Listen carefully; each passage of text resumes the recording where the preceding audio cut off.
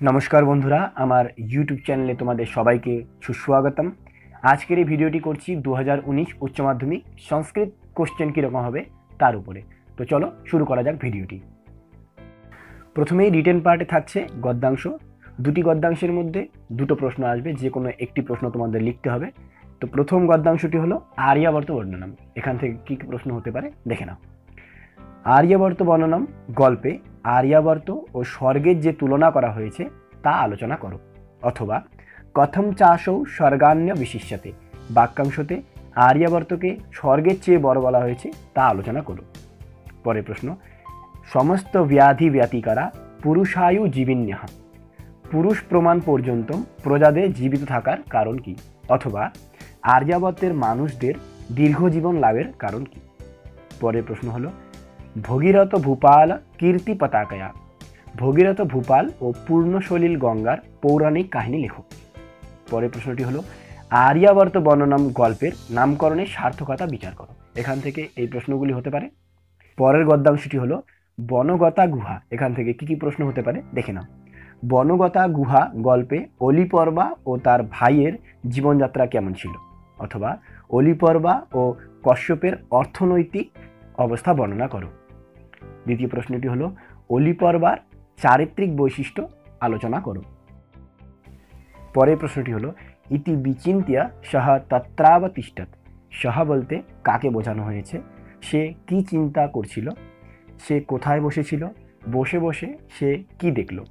পরের প্রশ্নটি হলো অলিপর্বা কিভাবে বনগতা গুহায় প্রবেশ করেছিল, গুহায় কোন কোন জিনিস দেখতে পেল। অথবা অতঃ সর্বে চৌরাহা শ্মশানারুহ্য নিষ্ক্রান্তাহা, চোরেরা কোথা থেকে নিষ্ক্রান্ত হলো, অলিপর্বা তারপর কি করেছিল। পরের প্রশ্নটি হলো বনগতা গুহা গদ্যাংশের নামকরণের সার্থকতা বিচার করো। এবারে আমরা চলে যাচ্ছি পদ্যাংশে। গদ্যাংশের মতো দুটি পদ্যাংশ রয়েছে এবং দুটি পদ্যাংশ থেকে দুটি প্রশ্ন আসবে, যে কোনো একটি প্রশ্ন তোমাদের লিখতে হবে। তো প্রথম গদ্যাংশটি হলো শ্রী গঙ্গা স্তোত্রম। এখান থেকে কি কি প্রশ্ন হতে পারে দেখে নাও। প্রথম প্রশ্নটি হলো শ্রী গঙ্গা স্তোত্রম কবিতাটির নামকরণে সার্থকতা বিচার করো। দ্বিতীয় প্রশ্ন, দার্শনিক কবি শঙ্করাচার্য জগতের কল্যাণের জন্য ও নিজের কল্যাণের জন্য গঙ্গার কাছে কি কি প্রার্থনা করেছেন তা নিজের ভাষায় লেখো। তৃতীয় প্রশ্নটি হলো শঙ্করাচার্য গঙ্গাকে কোন কোন বিশেষণে বিশেষিত করেছেন তা লেখো। চলে যাচ্ছি পরের পদ্যাংশে। পরের পদ্যাংশটি হলো কর্মযোগঃ। দেখে নাও এখান থেকে কি কি প্রশ্ন হতে পারে। প্রথম প্রশ্নটি হলো মিথ্যাচারঃ স উচ্যতে। এখানে মিথ্যাচারী কাকে বলা হয়েছে, তার চেয়ে শ্রেষ্ঠকে। অথবা মিথ্যাচারকে, তাকে মিথ্যাচার বলা হয়েছে কেন। পরের প্রশ্ন স্বধর্মে নিধনম শ্রেয়, তাৎপর্য লেখো। কর্মত্যাগের নৈষ্কর্ম সিদ্ধি হয় না কেন। পরের প্রশ্ন কর্মযোগের নামকরণের সার্থকতা লেখো। এরপরেই থাকছে নাটক। এখানেও তোমাদের একটি প্রশ্ন ফলো করতে হবে। তো নাটকটি হলো বাসন্তিক স্বপ্নম। এখান থেকে কি কি প্রশ্ন হতে পারে দেখে নাও। বাসন্তিক স্বপ্নম নাট্যাংশের বিষয়বস্তুটি সংক্ষেপে নিজের ভাষায় বর্ণনা করো। দ্বিতীয় প্রশ্ন বাসন্তিক স্বপ্নম নাট্যাংশের কৌমুদিক চরিত্র বর্ণনা করো। তৃতীয় প্রশ্ন রাজা ইন্দ্রবর্মা ও কৌমুদীর সংলাপের সংক্ষিপ্ত বিবরণ দাও, অথবা কথোপকথনের সংক্ষিপ্ত বিবরণ দাও, এরকমও হতে পারে প্রশ্নটি। পরের প্রশ্ন কনকলেখার চরিত্র বর্ণনা করো। পরের প্রশ্ন রাজার পরিণয় উৎসবের প্রস্তুতি বর্ণনা করো। এরপর থাকছে সাহিত্যের ইতিহাস। এখান থেকে কি কি প্রশ্ন হবে দেখে নাও। প্রথম প্রশ্নটি হলো নাট্যকার ভাসের সংক্ষিপ্ত পরিচয় দাও। দ্বিতীয় প্রশ্ন নাট্যকার ভাসের নাট্য প্রতিভার পরিচয় দাও। পরের প্রশ্নটি হলো মহাকবি কালিদাসের অভিজ্ঞান শকুন্তলমের সংক্ষিপ্ত পরিচয় দাও।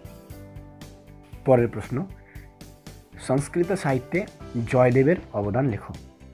তারপরের প্রশ্ন বিজ্ঞান সাহিত্যে আর্যভট্টের অবদান লেখো, অথবা আর্যভট্ট সম্বন্ধে নাতি দীর্ঘ প্রবন্ধ লেখো। পরের প্রশ্ন আয়ুর্বেদ শাস্ত্র ও চরক সংহিতার সংক্ষিপ্ত বিবরণ দাও। এরপরে থাকছে ভাব সম্প্রসারণ। এখানেও থাকছে 4 নম্বর, যে কোনো একটি ভাব সম্প্রসারণ করতে হবে। কি কি ভাব সম্প্রসারণ হতে পারে এবার দেখে নাও। প্রথমটি হলো অস্তি সমস্ত বিশ্বম্ভরা ভোগ ভাস্বলা लाम लीलायमान समान सेव्यतया नालोकस्य। द्वितीयটি हलो स्वधर्मे निधनं श्रेय परधर्म भयावह। तृतीय हलो यत् यदाचरति श्रेष्ठः तत्त्ववेतरः जनः। परेरटी हलो न कर्मणा मनारम्भान्नैष्कर्मं पुरुषश्नुते। तारपर थाकছে कर्मेन्द्रियाणि संयम्य मिथ्याचारः स उच्यते।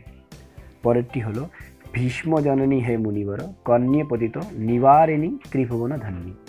तारपर थाकছে दूरी कुरु मम दुष्कृति भारम कुरु कृपया भवसागर पारम। এবারে আমরা চলে যাচ্ছি কারক বিভক্তিতে। সর্বমোট তোমাদের 3টি কারক বিভক্তি সলভ করতে হবে। 4টি কারক বিভক্তি দেওয়া থাকবে, প্রতিটি প্রশ্নের মান 1। তো দেখে নাও কীরকম হতে পারে প্রশ্নগুলি। প্রথম, জ্ঞানম ঋতে সুখম নাস্তি। পরেরটি, শিশুः শয্যাম অধীশতে। তারপর, কৃষ্ণः দ্বারকাম অধিতিষ্ঠতি। তারপর, রাজা সিংহাসনম আধ্যাস্তে। তারপর, পিত্রা সহ আগচ্ছতি পুত্রः। পরেরটি, হিমবতৌ গঙ্গা প্রভবতি। তারপরে, আসনাৎ প্রেক্ষ্যতে রাজা। পরেরটি, সহ মাসেন ব্যাকরণম अपठत्। তারপর, बालकेन चंद्रः दृश्यते। परेरटी, रुदति शिशो माता जगाम। तारपर, कविनाम कालिदासः श्रेष्ठः। एरपर, बालिका वृक्षम पुष्पम चिनोति। तारपरे, पुष्पात् फलम जायते। एरपरे, बालकेन चंद्रः दृश्यते। तारपर, सा मधुरम गायति। एरपरे, विद्वान सर्वेषां पूजितः। এবারে আমরা চলে যাচ্ছি সমাসে। তোমাদের মোট 2টি সমাস সলভ করতে হবে, থাকবে 3টি, প্রতিটি প্রশ্নের মান 2 করে। তো দেখে নাও কোন কোন সমাসগুলি পরীক্ষার জন্য ইম্পর্টেন্ট। অব্যয়ীভাব সমাস, দ্বিতীয়া তৎপুরুষ, ষষ্ঠী তৎপুরুষ, সপ্তমী তৎপুরুষ, মধ্যপদলোপী কর্মধারায় বহুব্রী। এই সব সমাসগুলি যদি তোমরা ফলো করো, আশা করি এর মাঝখান থেকে তোমরা কমন পেয়ে যাবে। এবারে আমরা চলে যাচ্ছি অর্থ পার্থক্যে। মোট 3টি অর্থ পার্থক্য দেওয়া থাকবে, তার মধ্যে 2টি তোমাদের সলভ করতে হবে, প্রতিটি প্রশ্নের মান 1 করে। এখানে যেগুলি ইম্পর্টেন্ট সেগুলি আমি তোমাদের বলে দিচ্ছি, একবার দেখে নাও। বনে উপবসতি বনম উপবসতি। তারপর যজতি যজতে। তারপর ভোগ্যম ভোজ্যম। তারপর শূদ্রা শূদ্রী। এরপরে আচার্যা আচার্যানি। তারপর উত্তিষ্ঠতি উত্তিষ্ঠতে। তারপর বসিত্বা উষিত্বা। এরপরে অর্থী অর্থবান। এরপর ইয়বনী ইয়বনানি, স্থলা স্থলী। এরপরই থাকছে এক কথায় প্রকাশ। দেখে নাও এক কথায় প্রকাশগুলি কীরকম হয়। প্রথম, পঠিতুম ইচ্ছতি।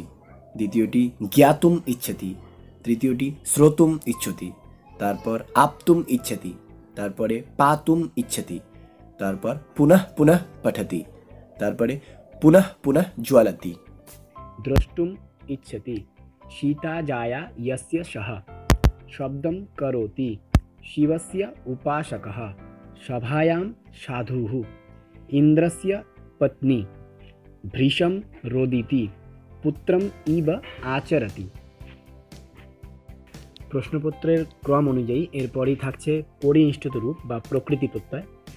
সর্বমোট 4টি প্রকৃতি প্রত্যয় দেওয়া থাকবে, তার থেকে 3টি তোমাদের সলভ করতে হবে, প্রতিটি প্রশ্নের মান থাকে 1। দেখে না সেই প্রকৃতি প্রত্যয় বা পরিনিষ্ঠিত রূপগুলি কীরকম হয়।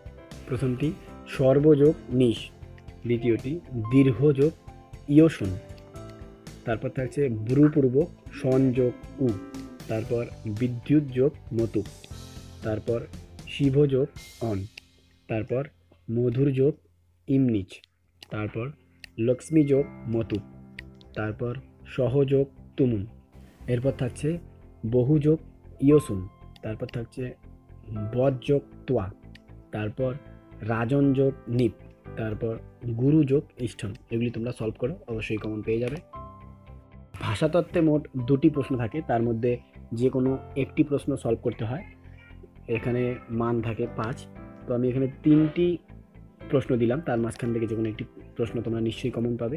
তো প্রথম প্রশ্নটি হলো, ইন্দো ইউরোপীয় ভাষা গোষ্ঠীর মধ্যে ভারতীয় আর্য ভাষার স্থান নিরূপণ করো।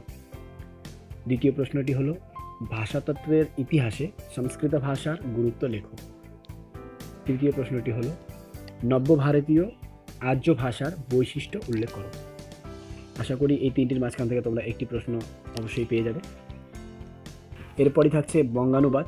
মোট 2টি বঙ্গানুবাদ থাকবে, তার মধ্যে যে কোনো একটি বঙ্গানুবাদ তোমাদের লিখতে হবে, পূর্ণমান 5। তো আমি কয়েকটি বঙ্গানুবাদ এখানে দিয়ে দিচ্ছি, তোমরা এগুলিকে অবশ্যই ফলো করো। এখান থেকে আশা করি যে কোনো একটি তোমাদের পরীক্ষায় পেয়ে যাবে।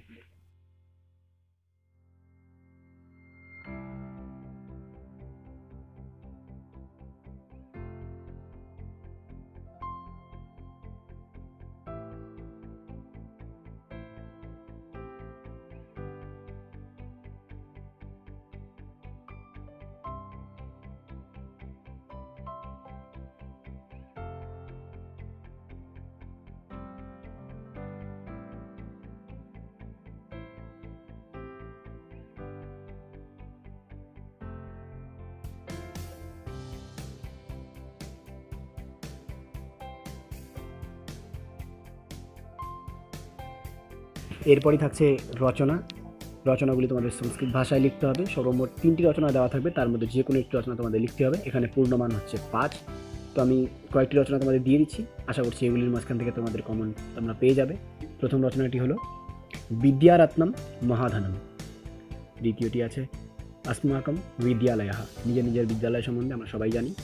এরপর থাকছে বর্ষাকালः, তারপর মম গ্রাম, তারপর থাকছে বিজ্ঞানম, তারপর অন্তর্জালম অর্থাৎ ইন্টারনেট, এরপর থাকছে মেলা। তো বন্ধুরা, আজকের এই ভিডিওটিতে এ পর্যন্তই। আমার নেক্সট ভিডিওটিতে আমি আলোচনা করব 2019 সংস্কৃত সাজেশন MCQ এবং এসের এই টপিকের উপরে। তো আমার ভিডিওগুলি প্রতিনিয়ত দেখার জন্য তোমরা অবশ্যই আমার চ্যানেলটিকে সাবস্ক্রাইব করে রাখবে এবং সাবস্ক্রাইব বাটনের পাশাপাশি ঘন্টিটিকে দাবিয়ে রাখবে, যাতে আমার ভিডিওগুলির আপডেট তোমরা প্রতিনিয়ত পেতে থাকো। তো বন্ধুরা, সবাই ভালো থাকবে, দেখা হচ্ছে পরের ভিডিওতে। নমস্কার, জয় ভারত।